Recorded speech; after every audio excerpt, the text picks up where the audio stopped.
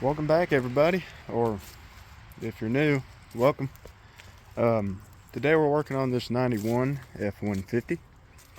We have to get that bed light working over there, and my headlight's working. Got to clean up the contacts on the dimmer switch, and I'm pretty sure my bed light isn't working because of my headlight switch in the cab. So we're going to be doing that. Just kind of diagnosing on why the lights aren't working. I got another piece of scripture to read this morning. It's from 1 John 5:5. It says, "Who is it that overcomes the world? Only the one who believes that Jesus is the Son of God." And whenever you first hear it, it's kind of like, all right, well, that's easy. But there are two words that you kind of have to look into a little bit more that I figured out. The word overcome and the word world. Overcome means to defeat something or to deal with it successfully or to overpower something, of course. And the word world means sinful human systems that oppose God and His kingdom. Well, spiritually, biblically, that's what world means. I have found from my research. So anyway, what I figured out from this, right? What I believe the scripture is saying, at least what it spoke to with me, is when you believe Jesus is the Son of God, you're born of God. If you're born of God, you overcome the world. And that doesn't mean you're not going to go through temptations, or fail, or not fail. You'll always end up messing up somehow, which, I mean, every one of us does that. But that means, whenever you believe in Jesus, you've overcome the world, you're going to heaven. I mean, that's how it is. You're set in the book of life. And anyway, it's pretty cool. I figured I'd share that with you. Yeah, so let's go ahead and get on this truck. Alright, so really the first thing I had to do, I had to get the battery out of my fire truck and go ahead and put it in here. And like I said, I got to put two more in the fire truck. First thing I had to do, since the fire truck ate down my battery, I had to put it on a trickle charge. So I got it there. All I'm doing is just maintaining the battery. I'll be working with the electronics. I don't have to turn it on right now. And it's running rough right now, so I don't really want to turn it on. So, what do we have to do? So the first thing I'm going to have to do is clean up the contacts inside of this plug for the dimmer switch, because every time I try to go to a high beam, it makes the headlights stop working. So that's kind of why I'm thinking it's in here. But my bed light isn't working. So if that doesn't fix nothing right there, I gotta pull this panel off and get the headlight switch out. And anyway, I'll show you all that. But first thing we gotta do is get that switch off of there. So I'll be back with some tools to do that. It's 6mm, apparently. I didn't know that.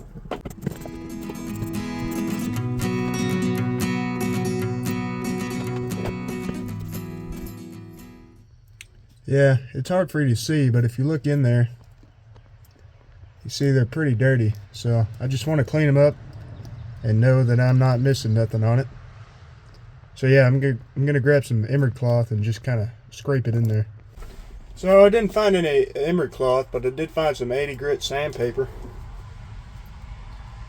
Might work. Just rip some off. Get a little piece.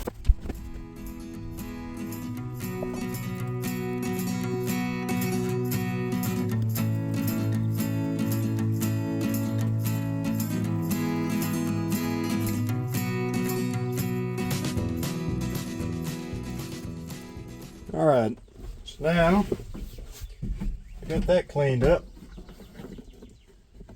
Put it back in there. Make sure it's slid all the way on.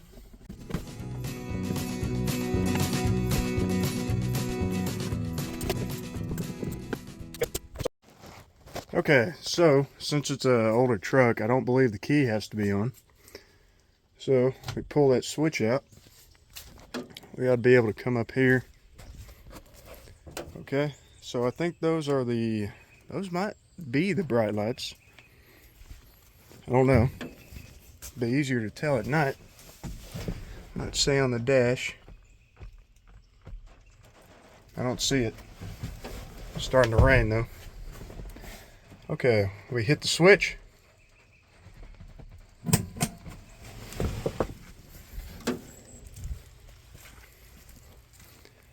Okay, those look a little dimmer, a little more dim. I'll tell you what, it's raining a little bit, but I don't think it's raining enough where it'll hurt my screen. So I'll set you out here, and I could just look over the footage. I'm gonna do it 3 times.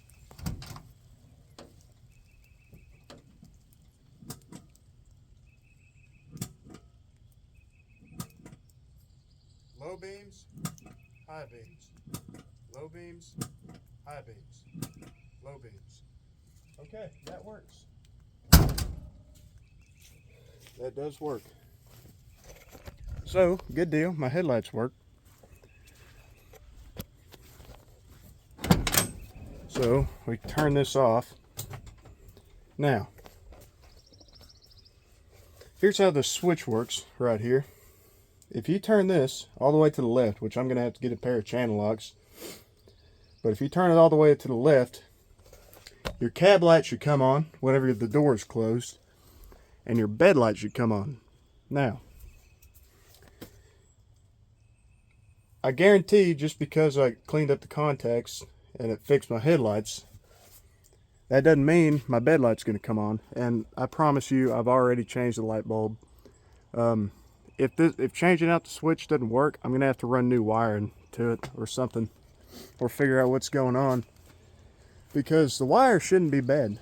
I mean, everything looked good under there. But yeah, I gotta grab a pair of channel locks and we'll try this out. Okay, if I flip that switch, honestly I hope it comes on, but you flip the switch all the way to the left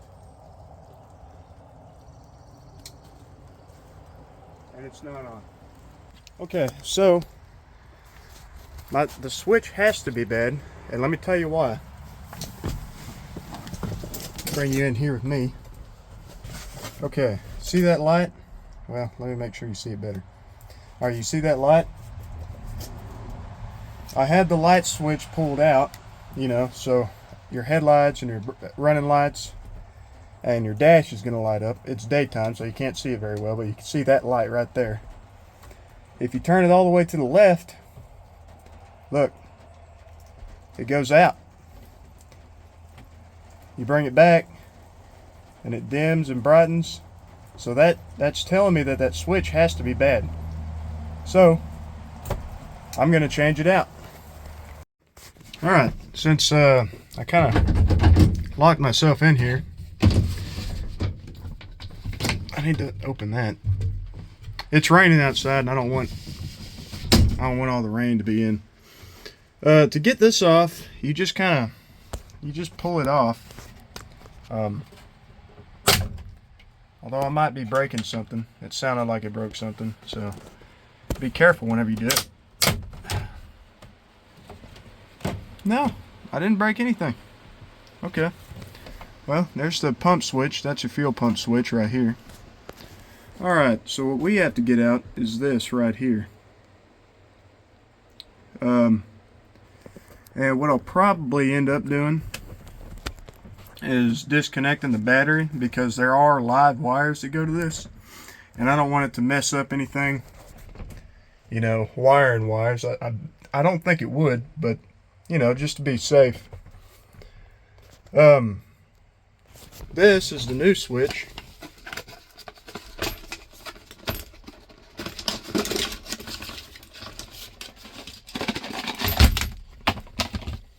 Yeah, right here. And I don't know if it came with a new thing or not. No, it did not. So, yeah, this is a new switch. Kind of looks like it goes like that in there. I'm assuming I can unscrew this right here. So,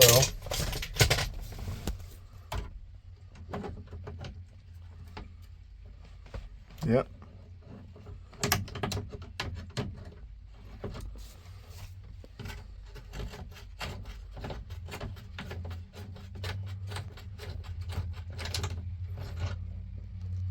Save that.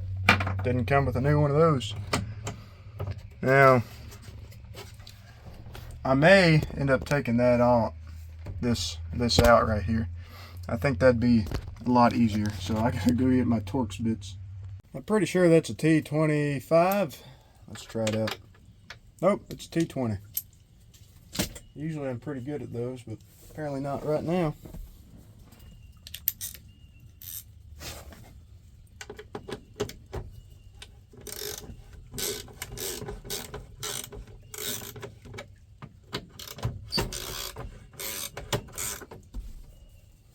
Really?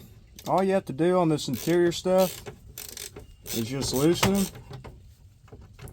and then you can take it off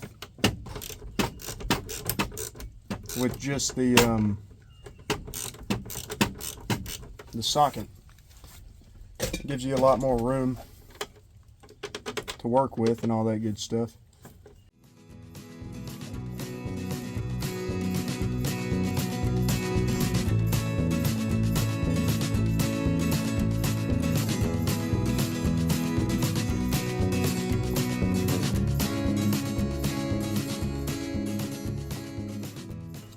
This one right here is for your windshield wipers. I think the little control knobs are in here. They just don't have the part to actually make them stick on.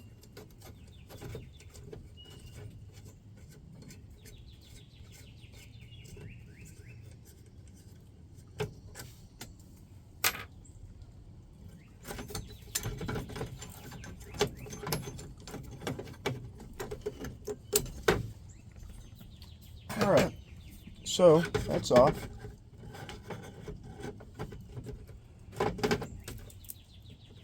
So we got this out. If you look right here, there's a button. If you push that down, you see that? You push that down, you can get this rod out, and you'll need that rod for your new one.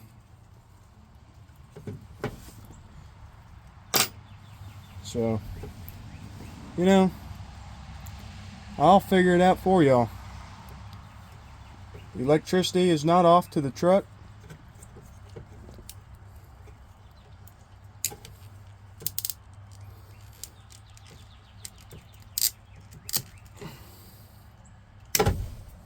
Look at that. It's okay. So, you can see how it's all corroded in there. Yeah, it's really, really bad. I'm assuming, yeah, if you spin it all the way that way, it'd be on this deal, and it's super corroded. I could probably clean it up, but I don't know. Maybe I'll keep it, clean it up, and use it just in case the new one goes out. So, speaking of the new one, it's not like that. Let's see, it was sitting like this. If you, kind of a different design too. Not terribly different. Has a little bit more play, more spring to it, but you know, that's just quality nowadays. But I'm going to put it on its lowest setting right here. And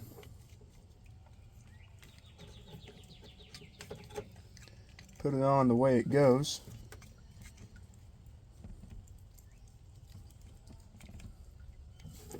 Look, my connector is cracked. You can't really see it, but it is cracked, so if it doesn't work, that could be what it is also. There you go. There's a big old dirt dauber's nest back here too. Okay, we can put this back in. Push down a button. Okay.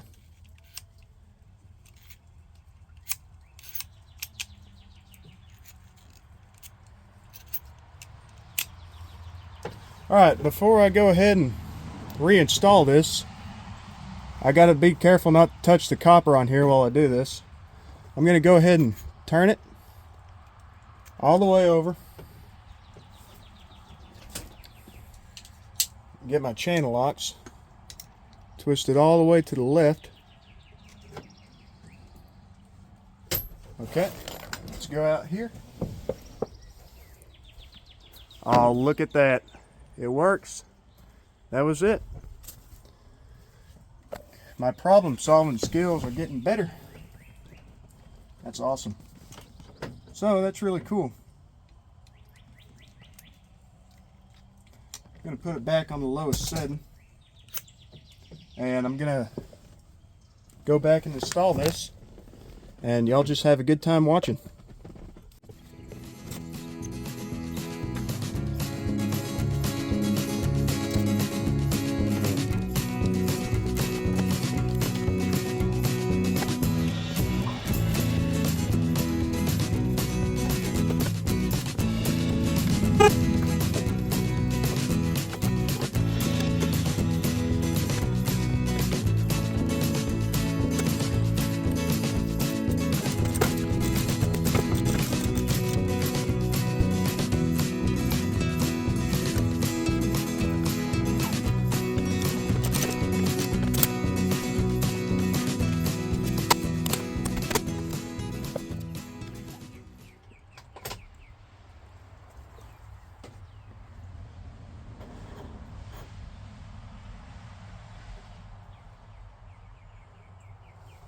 So my bright lights are on, or not my bright lights. Headlights work. That's low beam. That's high beam. Okay. Problem one fixed. Now, and I know for a fact my running lights work. That one's working. That one's working. Now, the star of the show right here. You are the reason that I started this. You turn this sucker all the way to the left. Boom. We now have a bed light. All right. That's awesome. All right, since this video is going to be so short, real quick, let me kind of let you in on a little secret of what we're doing next. Let me start the truck and you can hear what's going on. It's running rough, so I'm pretty sure the throttle position sensor is bad. I'm going to start, there before I make any too big of assumptions. Got to put a key in there. I just took the trickle charger off. I don't know if it charged it up enough to start it. Maybe. Always make sure it's in neutral. No, it's got to be jumped off. Okay, well, I can't show you, but it's running rough. We gotta change out the throttle position sensor right back here. We'll start there before anything. This air filter's new. I'm gonna try something. This power steering pump is leaking. They got a resealing kit for it, which is basically just a big O-ring and the plastic grommet that goes in there. I'm gonna try that I may not have to buy a new pump for this. It just always leaks out. It leaks out of there, and once I seal that up, I'm going to clean up all the oil that's under here. And it's a possibility that I may need a new gearbox because that's leaking also. And you can get reseal kits for the gearbox. I tried to do it on that one. It didn't work out. I mean, it's best just to get a remanufactured one. I mean, that works great. And it'll work good on this one too. So, yeah, that's the next deal. I got to get this thing running good. And power steering pump. Running good, power steering. And then I could start driving it wherever I want and then find new problems. So, that's pretty much it for this video. I enjoyed it. I got, oh yeah, look at this, guys. Last time y'all seen the truck had those dilapidated tires and wheels on it. I went ahead and it's a funny story. I accidentally bought the wrong tires. I was trying to buy tires for that truck. I accidentally bought the same tires I bought for this truck, so they wouldn't work on that truck. But I had them just laying around, and I was going to return them, but I didn't. I put them on here, and they look really good on this truck, especially with all the correct wheels on there. Yeah, these tires look pretty cool, and they're just all terrains. They're not mud tires. I mean, it is a 2-wheel drive truck, but I mean, it's a 5-speed, so you can get out of a hole. But heck yeah, that's basically the whole video. I got what I needed to have done. The next time you see this truck, we'll be working on getting it running right. So, yeah, that was diagnosing my lights. Hope you enjoyed it. Hope you all have a great week. And you'll see the fire truck next. See ya.